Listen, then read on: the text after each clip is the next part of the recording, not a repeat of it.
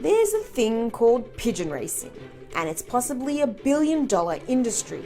Recently, one bird was sold for a record $1.4 million. It often involves pigeons flying thousands of kilometers. This is how it works. On race day, pigeon fanciers, that's what people who race pigeons are called, release their birds who are hundreds if not thousands of kilometers away from their respective bird lofts. Depending on the race, around 20,000 pigeons can be released at the same time. The shortest can be 100-kilometer sprints. Long-distance races can go up to 1,200 kilometers. The speed of the bird is calculated and the fastest bird wins the race. And it takes a pigeon 12 to 14 hours non-stop to travel around 1,000 kilometers. On hot days, they can take longer, as it's believed that they sometimes stop for a quick water break. But that's just a guess, because it's not possible to track the birds with a GPS.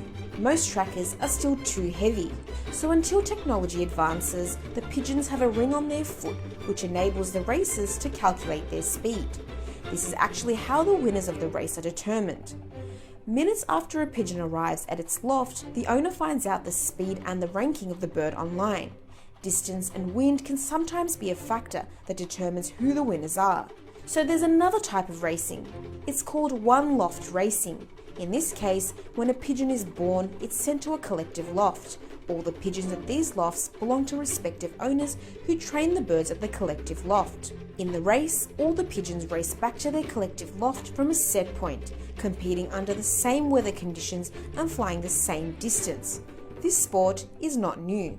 In many parts of the world, the sport was practiced in some form or the other, dating back thousands of years. But the modern form of the sport has its roots in Belgium, where the first long-distance races were held in the 19th century. But now, the biggest market is in China. Belgian pigeon Armando, also known as the Lewis Hamilton of pigeons, was sold for a record $1.4 million to a Chinese bidder.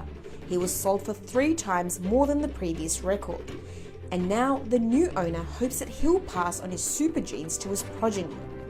In China, you don't have casinos, but what is a good alternative for people in China to gamble, and they like to gamble a lot, is pigeon sport. If you want to win a lot of money with the pigeons, the Chinese are thinking we need to buy the best pigeons, genetics. Armando will be used for his mating in hopes that he'll pass his talent to his children and earn millions of dollars for his new owner. In the same auction, 7 of Armando's children were sold for $170,000 in total. A regular female pigeon can give 12 to 15 children a year. If well organized, Armando is expected to breed 100 children in a year. The Pioneer International Club in Beijing hosts a series of races where pigeons fly up to 500 kilometers for prize pots of over $60 million. And gambling prizes associated with these competitions spin off millions of dollars or more.